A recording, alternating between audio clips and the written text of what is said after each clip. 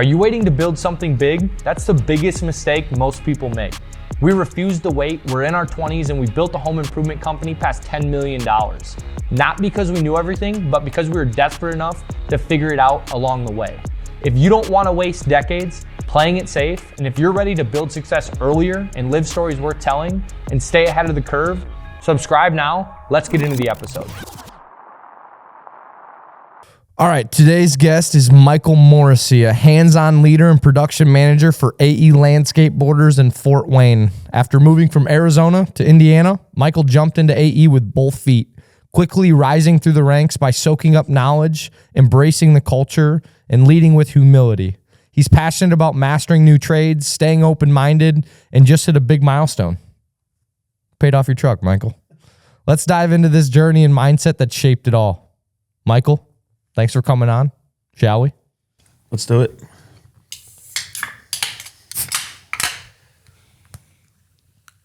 Admitting I was wrong nearly destroyed me, but saved me long term. You feel like that's true? Yeah. I feel like through my journey of working in different leadership roles and learning different trades and, interacting with just people from different walks of life, everybody has a different way of learning and interacting with people. So like you have to adapt as a leader to make sure you're meeting those. Mm-hmm. But I feel like part of adapting is learning to, like you said, admit when you're wrong as well, because having humility, being humble allows you to expect that from the people you're leading. And I don't feel like you're able to expect that from someone unless you're able to offer that yourself. So I think admitting you're wrong is very important because it allows you to, I guess, lead them the way you need to be led, mm-hmm. and vice versa. Because you can't hold people to things that you're not going to hold yourself to. So you strike me as a guy like there's not much that you can't do, like with your hands, and it must be like a common thing. Do you go into that, like if you're learning something new, do you come into that like thinking like I don't know anything, like I'm here to learn, or where's your head at with that? So I think my biggest piece of advice when it comes to that kind of stuff, like obviously you have to have the like ambition and like the eagerness to learn something, mm-hmm. but I don't think it's as hard as people make it. I think a lot of times people let like their own internal fears kind of stop them. So like I've never had a problem, going out and starting something or learning something entirely new, because like my philosophy is like you just keep trying until you figure it out. Because like obviously other people have figured it out before you. So like why can't you? Mm. So that's kind of my philosophy. How does it work, like now that you're in more of a leadership role with AE? Like, how does that work for you when you catch guys in the moment where they've messed up, and instead of rather just maybe owning it, they probably flip it and say, oh, well, that didn't happen because X, Y, Z, instead of just saying, hey, it didn't happen because, I messed up. You get a lot of that still? Yeah. And I think the biggest part too, what helps with that is like having, weekly meetings with your guys, whether it be one-on-one if it's needed, but especially as a group. It allows people to practice being like vulnerable in an environment with the people that they're going to be working with, nonstop. And like, even though some of these people might not be in a leadership role,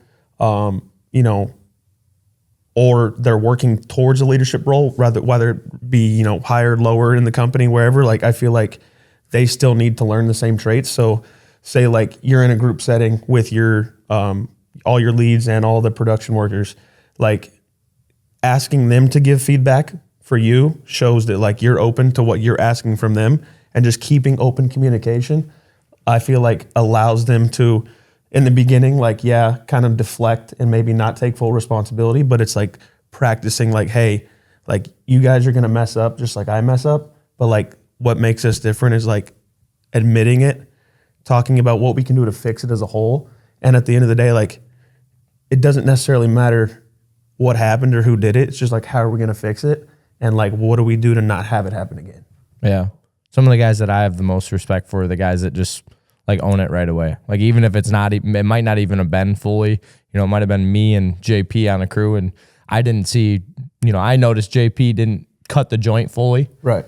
And my boss comes to me and says, hey, this part cracked, or, whatever may happened. And instead of me being like, oh, that was JP, like I was the crew lead, and just said, hey, you're right. Like that's on me. Like I'll make sure the crew cuts them deeper going forward. And I feel like right there, by like just admitting you're wrong, it almost like trains yourself to be like, I need to watch this closer. Yeah, absolutely. I think a huge word that just rung right there was accountability, like, and responsibility. Like sometimes it's not your responsibility, or sometimes it's not your fault, but it's your responsibility. You know what I mean? Yeah. One of the things that I thought was really interesting was this was probably damn near like a year ago. We were sitting on Tanner's back patio. We just had my brother on the last podcast, and he said accountability makes a man. He's like, the more accountability that you just jam into like a man's lifestyle, yeah, like it'll just create more of a man. And I feel like that's been so true. I've learned more in 3 years or 4 years being out in Fort Wayne, 5 hours away from anyone that I knew, just forced me like to the utmost of accountability to just own my shit and just make sure, I did my own laundry, cooked, took care of other people. Like, I was out here a 19-year-old kid trying to tell Tim Wagner, a 40-year-old guy, having to sit in the office and bitch him out for doing something stupid. But like that level of like, not just accountability for myself, but for, 40 other people when I'm half their age, I feel like just forced me to just level up to a way different level than I would have had to if I were living at home and I could just go to my parents or go to my brother and sister or go to the people that I've known for my entire life. So it's crazy how much I learned with the accountability of like having to self-reflect and make it happen by myself in 3 years versus, 19 years of my life back where, I really did have all the resources.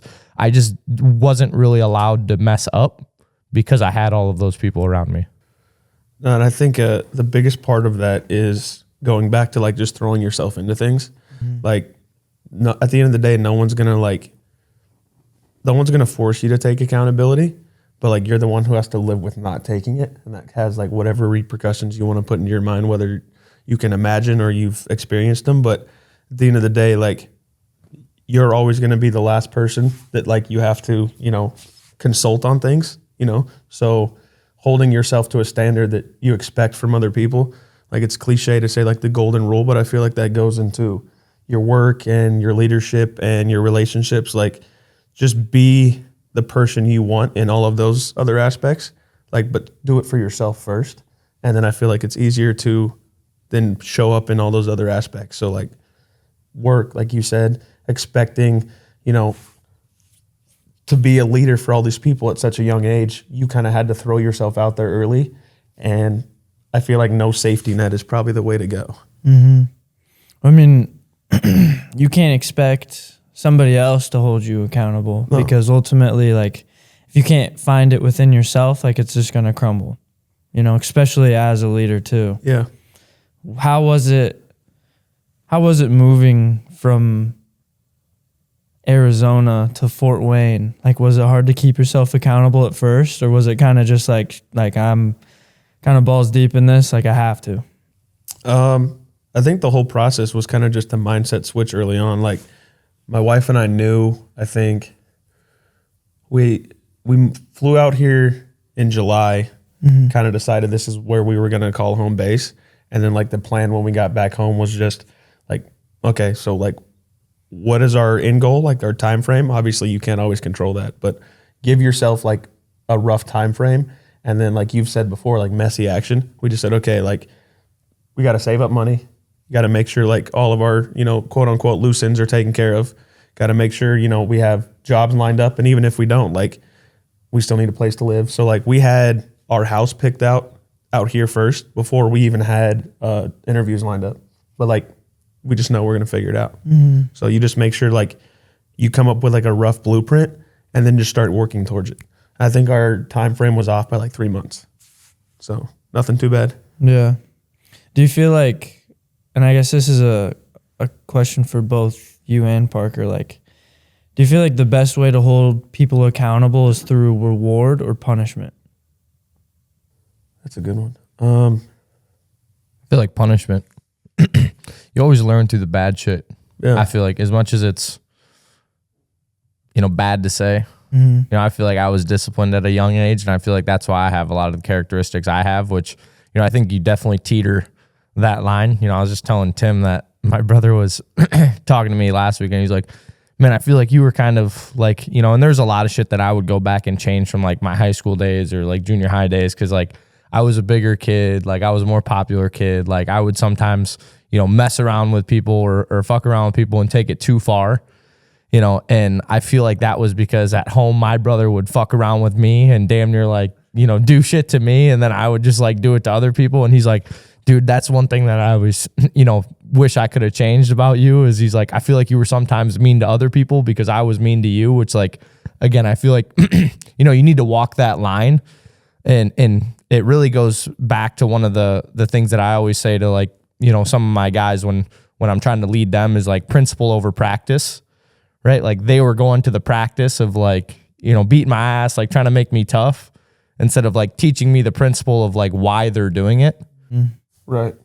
So I definitely think learning, you're always going to absorb a lot when you go through like hard times versus the good times. For some reason, it's weird how your brain works, but I feel like you remember less. Like we went to Alaska, and that was like a awesome, like key, like staple trip of my life. And like, I damn near already feel like I forgot half of it.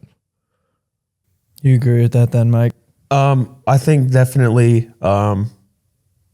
if not all the way, maybe like an 80-20. I think like 80% punishment, and then like with consistent action and like consistent success, like at certain milestones, or even, if, they were dealing with, something that was hard for them to maybe overcome. And like you finally see that like they put in the effort, they got it done, like a reward to see like, hey, like I acknowledge that you finally like crossed this milestone, or like you've made this, big change, but like now back to work, right? And then like keeping them locked in. I feel like punishment all the time doesn't necessarily, it works, but I just feel like you need to have that like either 10 or 20% of like, I see what you're doing. Yeah.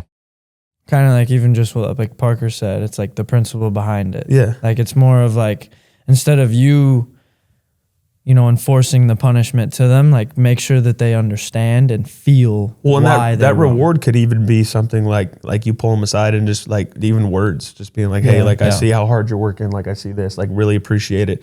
Like letting people know that you're important and they're not just like another number, like another like person. Like obviously it gets hard, like when there's so many different people, so many different moving parts, but like making that person, feel like they're an actual person sometimes is all it takes. Well, again, if they're the people that are chasing that reward, it's like, so again, they're unraveling that ball of yarn and just keeps pulling that string. Like eventually they're going to get to the middle and it's going to run out. Yeah. Like if that's all they're chasing, right, it's unsustainable. I agree. What are some ways that you I guess, because obviously, there's times, it's easier said than done of being like, yeah, like I can hold myself accountable, admit that I was wrong. Like, do you guys still feel like, to this day, like you always are admitting, that you're wrong? I feel like it depends on how far along you are in that process. I feel like verbally and out loud in front of other people, yes, but I feel like sometimes there's still, depending on the scenario, there's like still convincing in your head where like you might try to backtrack, and then like you always come back to like, okay, like what's the right thing to do though? Like it's like it could be so easy to just like come up with excuses in your head. Like it's so easy to convince yourself otherwise, like your internal dialogue. But I feel like however you end up showing up is the most important. So like even if you're still battling with like, okay, like no, like let's take a step back, like admit you were wrong and just keep moving forward. I think that then becomes a quicker process and then it just becomes second nature. Like your internal dialogue just ends up becoming an accurate version of, you know, what you're displaying. So you're no longer arguing with yourself in your head. It's just always, it's quicker each time. I'm always game to fuck up or be wrong. Yeah. Because what do you guys think is happening if we're fucking up or wrong? Well, I think like it opens up the door to do it the right way. You know what I mean? On the same basis of that, like, what are you doing? Like, if you're putting yourself in that position, what are you doing? What do you think you're doing? Risks. You said it the last time we were riding mountain bikes. If we don't crash every time we're out there, what are we not doing? Pushing ourselves. Right? Like, if you're not putting yourself out there to the position to be like, holy, I really fucked up this install, or I really, messed up that sales pitch, or whatever it may be, like, you're really not getting any better because you're not putting yourself in that position to be vulnerable and allow yourself a new opportunity to learn. Yep. Because you're learning when you're messing up. Like, that's truly when you're learning. If you're just doing it the right, or like doing it the way you know how to do it, you didn't learn it. Like, you're not learning anything new. It might be right, but it's not, Well, and that's going back to like teaching people. I really get a kick out of teaching people that, like, there's always people that say, there's no such thing as a stupid question, or they're worried about asking too many questions. Mm-hmm. My favorite thing is, like, if I show someone how to do something or tell them to do something, when the person asks me, okay, but why? Why are we doing it this way, right? Like, you can teach someone how to, like, you can have them master something, right, with repetition, but like being able to know why you're doing it and why it's important, I feel like helps you then take what you've learned and now move on to something else. Because you can understanding the principle, right, over 100%, practice. Yep. Sounds like putting yourselves in those kind of situations. I cut that out. I guess let's wrap it up, huh? So you got one last question if you want. I was just gonna say, like, the biggest thing, it sounds like, even like stuff for listeners to take away from it is admitting you were wrong is honestly one of the best ways to do something right, like, and grow in whatever you are doing. Because like I feel like in sales, it's a constant, like, improving. And I'm sure in production, it's the same thing, because no job is the same, or day to day as a business owner.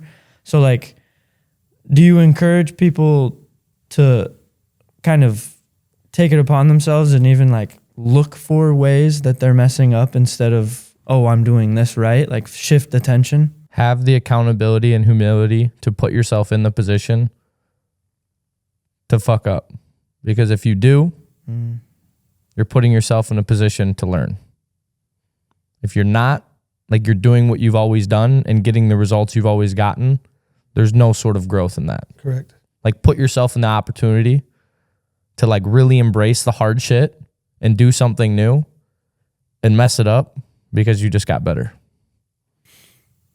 It's a weird, like, innately, if you're doing something wrong, or if you're uncomfortable, your mind is in that flight or fight mode, and it remembers that scenario more than it would any other.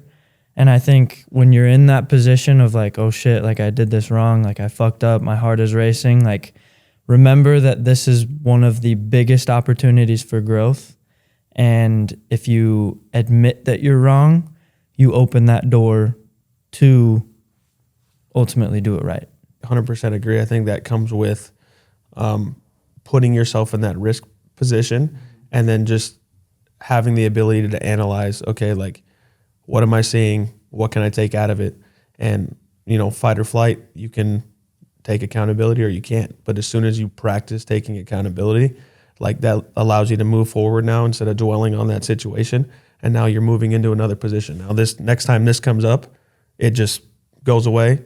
You don't mess up again. Now you're going to mess up on something else. So that you slowly master each aspect and each scenario, or because, each consultation with a customer is different. Each border install, is similar until it's not. So like practicing for each opportunity and being ready for, when you get hit out of nowhere, I think that's the most important part. Last thing I'll say if you lose more than you win, chances are you're going to be a winner, right? We've already had a topic on that. Like, put yourself in a position to lose, but learn. Right. Bag just gets that much bigger. 100%. That's a wrap on this episode of Above the Bar. Stay sharp, stay hungry, and don't settle. Till next time. Cheers.